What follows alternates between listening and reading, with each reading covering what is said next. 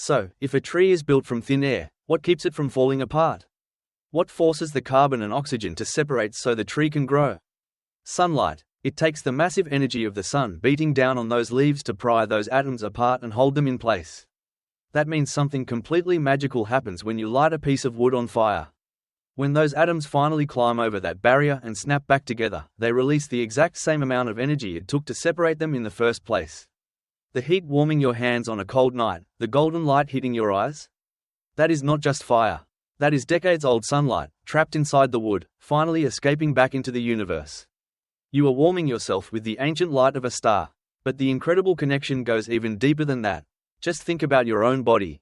You eat food, which is just plants that trap that very same sunlight. You breathe in oxygen from the air around you. Right now, deep inside your cells, carbon and oxygen are finding each other. They are quietly snapping together. They are releasing energy. That is why you have a body temperature of 98 degrees. You are, quite literally, burning.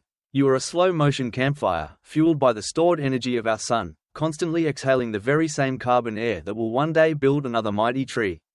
And this brings us right back to that quiet hospital room in Los Angeles.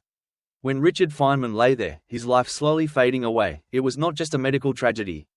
It was the natural, inevitable conclusion of a majestic cosmic cycle. The slow, beautiful fire inside him was simply running out of fuel. The billions of atoms that made up his brilliant mind, his restless hands, and his endless curiosity were just preparing to finally untangle themselves. They were getting ready to float back out into the atmosphere. They were waiting to be breathed in by a newly sprouting sapling, to be struck by a fresh beam of sunlight, to continue the magnificent, eternal dance of matter. He did not just die, end, and completely disappear from existence. He scattered his atoms back out to the stars, quietly dissolving back into the absolute, breathtaking wonder of a universe he spent his entire life trying to understand. Let us go back to that quiet office in Pasadena one last time. We looked at the top left corner of Feynman's blackboard and read his deep confession: "What I cannot create, I do not understand." But right beneath that famous line, written in the very same dusty white chalk, is a second sentence. It says, "Know how to solve every problem that has been solved." It is a strict command, and it is a beautiful invitation. Feynman knew that once you solve one mystery, once you peel back one layer of the onion and truly grasp how something works, you cannot just stop there and be satisfied. You have to take that new truth and deeply examine the next layer. We just did exactly what he asked. We did not just accept the simple label of fire. We built it from scratch in our minds. We watched the carbon and oxygen atoms climb over that invisible barrier and violently snap together. We tracked those exact atoms back to the solid wood of an oak tree, and we shattered the illusion by realizing the tree was actually woven out of thin air. We solved that problem. We discovered that the heat warming your hands on a cold night is just ancient sunlight, trapped in the wood for decades, finally breaking free. We traced the fire in the hearth all the way back to the blazing fire in the sky above. Every spark, every breath, every single heartbeat in your chest is driven by that massive, blinding star 93 million miles away from us. We followed the long, invisible chain of energy directly to the sun. But if you are truly paying attention, if you are really looking at the universe the way Feynman did, a brand new question should be burning in your mind right now. We know why the wood burns. We know it releases the energy it stole from the sunlight. But where did the sun actually get its endless energy? What invisible forces are snapping together inside the core of a star to make it so unbelievably hot, so violently jiggly, that it can build a tree on a tiny blue planet across the freezing void of space? How is it the sun is so jiggly, so remarkably hot? Well, that is an entirely different story for another day. For now, I will simply leave you here with something truly beautiful to imagine. Next time you sit by a campfire, or strike a match, or just feel the warmth of your breath, you are not looking at an ordinary chemical reaction. You are witnessing a cosmic rescue mission. You are watching atoms, locked together by the sheer force of a star 93 million miles away, finally breaking free. You are watching invisible air, once caught and woven into solid wood, violently snapping back into the invisible. The world is not a dull collection of objects. It is a constant, breathing exchange of ancient energy. An endless dance of light turning into matter, and matter returning to light. You and I are built from that exact same process. Every thought you have, every time your heart beats, and every step you take is powered by that stored sunshine. We are, essentially, walking, talking campfires. And once you truly see the world this way, it never looks the same again. A log is no longer just a piece of wood. It is a silent battery of light. A flickering flame is no longer hot gas. It is the exact memory of a bright summer day from 100 years ago, suddenly coming alive in your living room. But if you are a curious person, if you really want to keep peeling the layers of the onion the way a true physicist does, this realization brings up a massive problem. It leaves us with a glaring puzzle we have completely ignored until right this moment. We know the blazing fire in the fireplace is releasing energy it originally borrowed from the sun. The leaves of the tree had to trap that brilliant light to force the carbon and oxygen apart. That part makes perfect sense. But where did the sun get it? What is actually happening deep inside that massive, blinding ball of gas to make it so unbelievably violent, so incredibly hot, that it can throw its warmth across the freezing vacuum of space and build a tree on our tiny blue rock? If a campfire is just carbon and oxygen snapping back together, what in the universe is snapping together inside the crushing core of a star? How does the sun manage to burn without any oxygen at all? Well, that is a completely different story. I will leave you something to imagine. You probably think that when a great genius dies, their final words are some profound, universe-shattering revelation.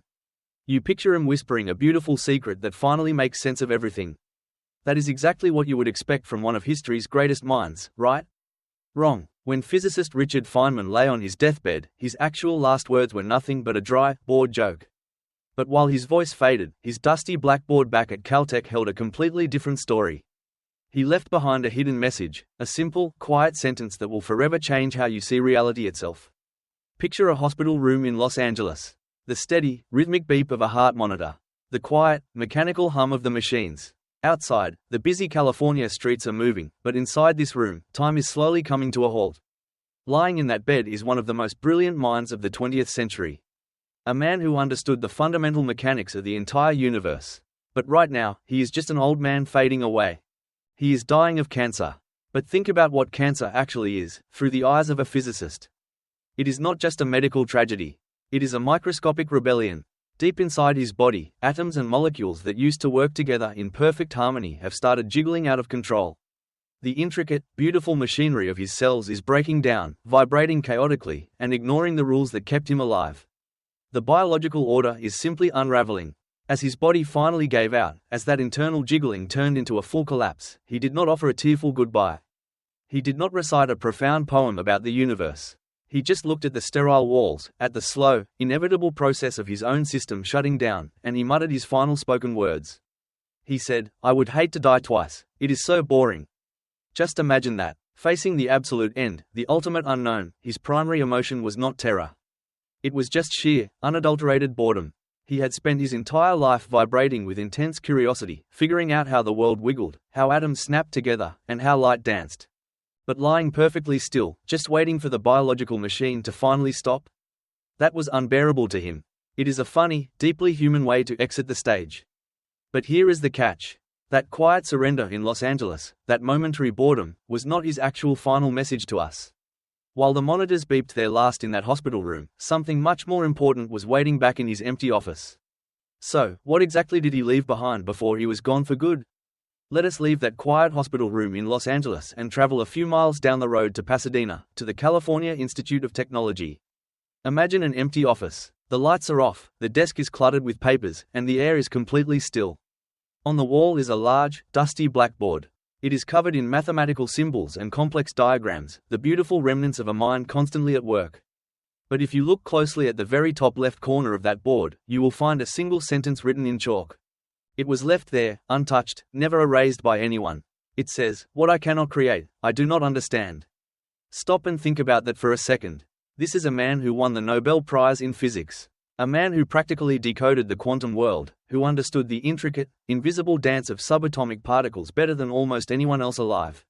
Yet, here is his ultimate confession. We always assume that a genius is someone who knows everything, someone who holds all the answers. But Feynman is telling us the exact opposite. True genius is not about having all the answers. It is about knowing the precise boundaries of your own ignorance. Let me give you a familiar example. Imagine you are walking down a sidewalk somewhere in America, holding a warm cup of coffee, and you bend down to pick up a fallen oak leaf. I ask you what it is. You say it is a leaf. I ask what it is made of. You remember some high school biology, so you say it is made of cells, cellulose, water, and maybe a little leftover chlorophyll. You have successfully labeled it. You have put it in a neat little mental box. You know its name, its basic components, and its function. That is all you need to know, right? Wrong again. Knowing the name of a thing is not the same as understanding the thing. A bird does not know the word for flying, but it completely understands the physics of the wind. Feynman knew that memorizing a label is the ultimate illusion of knowledge. It tricks your brain into thinking the mystery is solved.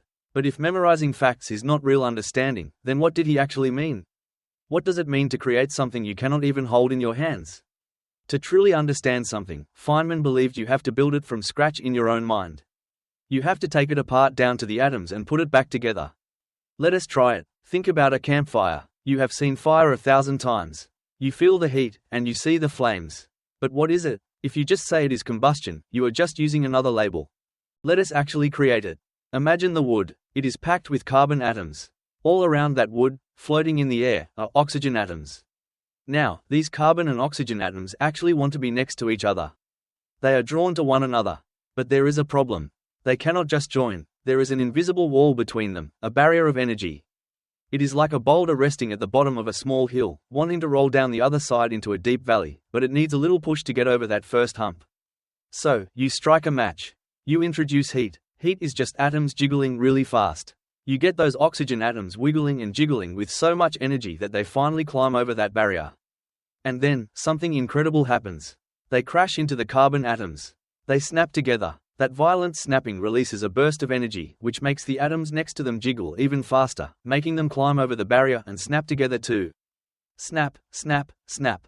It becomes a runaway chain reaction, a beautiful, violent catastrophe of atoms locking into place. That snapping, that light and heat hitting your face, that is the fire. You just build it in your mind. But here is the real twist. Here is where the illusion completely shatters. Where did that solid wood come from in the first place? You look at a massive oak tree and assume all that heavy wood came from the ground. It sucked up dirt through its roots, right? Wrong. If trees grew from the ground, there would be a giant crater around every single one of them. The tree actually built itself out of thin air. It breathed in carbon dioxide, used sunlight to tear the oxygen away, and stacked the carbon atoms to make its solid trunk. The tree is literally made of air.